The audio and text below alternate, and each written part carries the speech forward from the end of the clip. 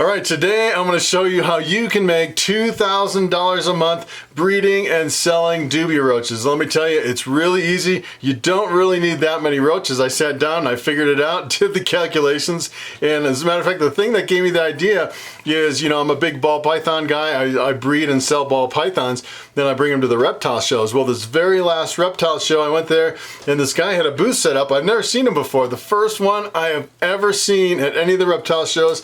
He specialized in Dubia roaches. That's all he did. I'm like, man, this guy knows what's going on. You can make some incredible money selling Dubia roaches, and it is almost zero work. You know, breeding them. You just pretty much set them up and go. It's almost as easy as breeding ball pythons, let me tell you. And I have a little Dubia roach colony here. I'm going to show you that in a minute. But I actually sat down and I went to Wikipedia and I looked up the life cycle of the Dubia roach, how many babies they have, how often, and how often they live. So for my tarantula, I feed them between 1 and 2 roaches every week. And when I go to the pet store and I buy Dubia roaches for my tarantula, it costs me $1 a roach. It's pretty incredible. And as a matter of fact, you go to the reptile shows and they'll sell a little cup of 30 Dubia roaches for $30. I mean, it's pretty insane, the prices on these Dubia roaches. So you figure one female Dubia roach can actually have between 20 and 40 babies every month. Talk about an investment. You have one roach, you're making $40 a month off of one Dubia roach. That is incredible. I just can't even believe the numbers. So to make $2,000 a month, you need between 50 and 100 females. That's it. I could put 100 females in a little cup. It's pretty amazing how few Dubia roaches you need to really make some good money. As a matter of fact, I've seen some people kind of with rack systems like this, and they have the biggest, really big racks, the big tubs, and they'll put layers of like egg crates in there, and they'll just have stacks of Dubia roaches. And I'm thinking, you know, that might be the way to go. Just kind of keep them all in a rack system. You know, I have a rack of, I was thinking, you know, they pretty much mature in 6 months and they only live between 1 and 2 years. So you figure if a roach has babies every month, you can remove those babies into a separate bin and grow them up for 6 months. Now all those babies you could sell for $1 a piece. But you know, there's a lot of demand for a whole bunch of different sizes for Dubia roaches. So you'd probably want to sell a multitude of different sizes. But let me tell you, if you're getting into insects, there is a lot of money in roaches. What I'm going to do is I'm going to pull out my little setup here. It's not the ideal setup. I was just kind of dabbling around. As a matter of fact, I bought a few roaches. I put them in this little setup that I have, and my tarantula was just kind of plowing through them because I didn't really have enough. And I was thinking I really wanted to breed them. So I went to this guy at the reptile show and actually bought, I can't remember, I think I bought like 50 of them. And these were kind of mid-sized Dubia roaches. They were like 50 cents a piece. So it cost me like 25 bucks for this, you know, bunch of Dubia roaches. But, you know, he knew everything. He actually sold me some food, and he had all the bedding and everything. You basically use like an egg crate, kind of an egg carton kind of thing. And I just cut up some egg cartons. And so let me show you these Dubia roaches. I'm probably not going to get into it on a large scale. I'm just doing just enough to feed my tarantula. I don't think I'm really going to really expand it. But if you're thinking of something really easy to get into, really cheap, you can make a pretty good amount of money for pretty much almost zero work. It's just a matter of going in once in a while and cleaning them up. Let me tell you, Dubia roaches are the way to go. All right, so this is what my little Dubia roach colony looks like. I basically set it up in a glass aquarium, and most people use kind of like a Tupperware. They say it's a little bit better. They really like a dark environment. They really don't like glass aquariums that much. But for me, it's been working. I just kind of had this laying around, and I was kind of playing around with it. And this is kind of my initial setup, just kind of test out the waters with the Dubia roaches, and it's really super easy. So I actually have 2 little dishes here, and the thing about roaches is they can't climb any kind of a really slick surface.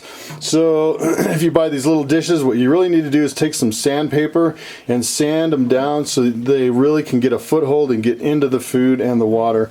And for water, what you need to use is these little kind of water crystals. I use kind of like little water crystal balls. There's a bunch of different water crystals you can use. And what you do is you just kind of fill it up and they expand and they can actually crawl in here, take a drink without drowning, which is really nice. You definitely need water crystals. And what I do is I just change the water, I change the paper towel on the bottom, I'd say every couple weeks or so. And then maybe once a week I'll go in with a spray bottle and just kind of give them a little extra humidity. They definitely like humidity, so you want to keep them kind of humid. Definitely don't want to spray the food because it'll kind of make a mess. It could get the food moldy.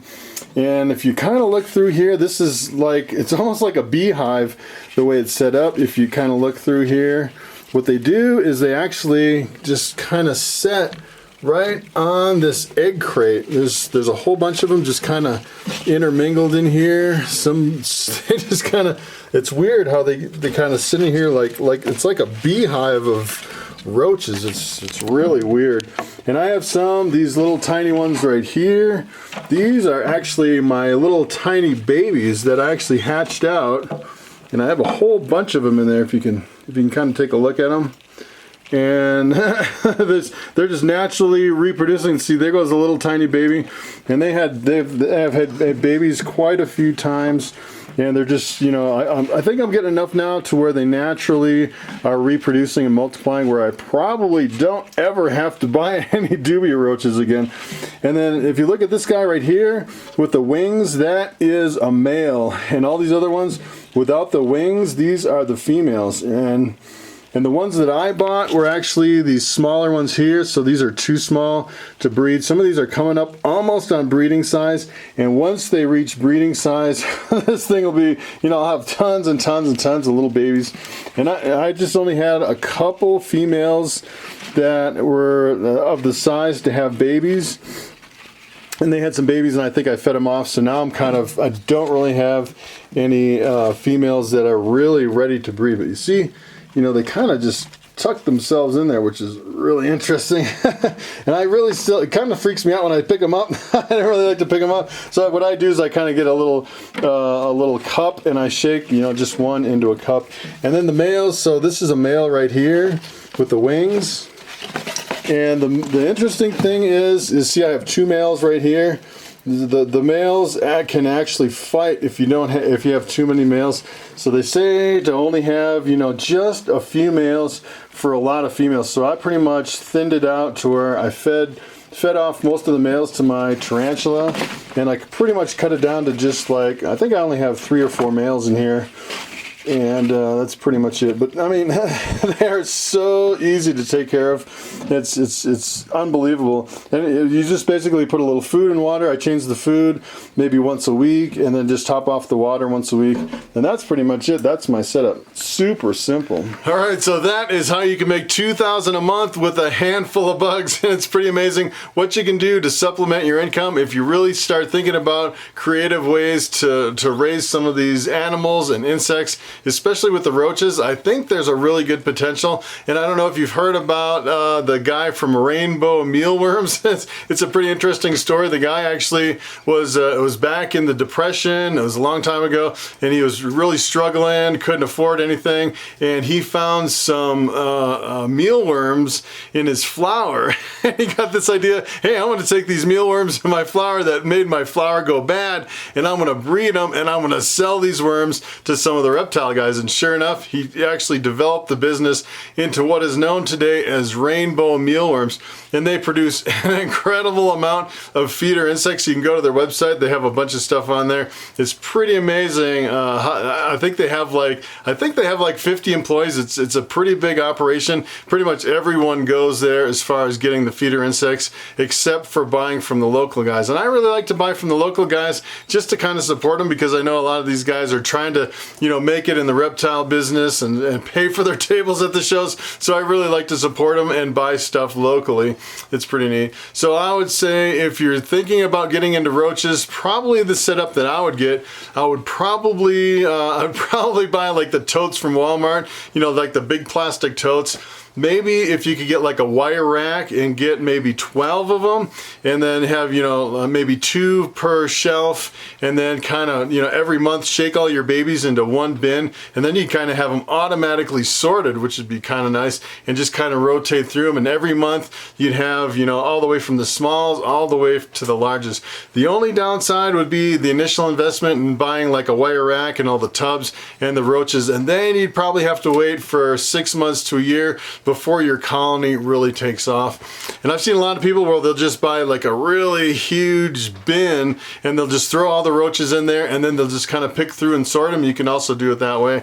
The other thing you have to really take into consideration is they really need a fairly high temperature. They're tropical roaches. So for example, here in Colorado, if my house gets down in the 60s, and it's kind of a good thing, so if these roaches get out and they scurry around the house, they're not going to actually reproduce because they don't have the high temperatures that they need in the tropics. They pretty much need a high temperature and a higher humidity. So you really need to kind of keep them sprayed down and keep them at a warmer temperature. And in here, it's probably about 82 degrees. And some people actually suggest to even keep them a little bit warmer. And so far, it looks like, you know, they're breeding pretty good for 82.